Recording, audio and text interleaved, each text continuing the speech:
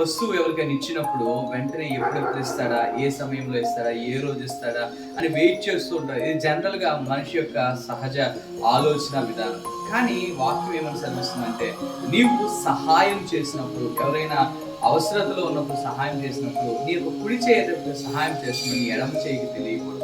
అంటే మనము ఎప్పుడూ కూడా అటువంటి రీతిలో సహాయం చేయాలి. అప్పుడు నీ పరలోకమందున తండ్రి తగిన బహుమతి ఇస్తాడు. అనుకుంటా ఉంటాము వెంటనే ఇప్పుడు రోజులు ఎలా అవుతున్నాయి అంటే వెంటనే ఇది చేసాం, అది చేసాం, అలా ఉంది. కాదండి, దేవుని సన్నిధిలో దేవుని వాక్యం ఏమని చెప్తుందంటే, నెవర్ గ్లోరిఫై యువర్ సెల్ఫ్.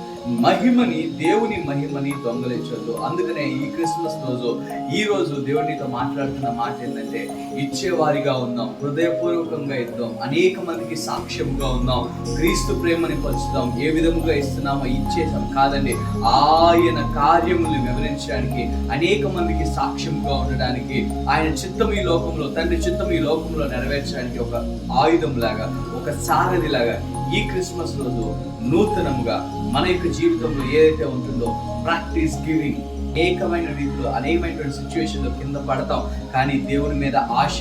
ఈరోజు క్రిస్మస్ అంటే ఏంటంటే ఒక ఆశ. నీ కోసము యేసుక్రీస్తు వారి లోకంలో జన్మించాడు.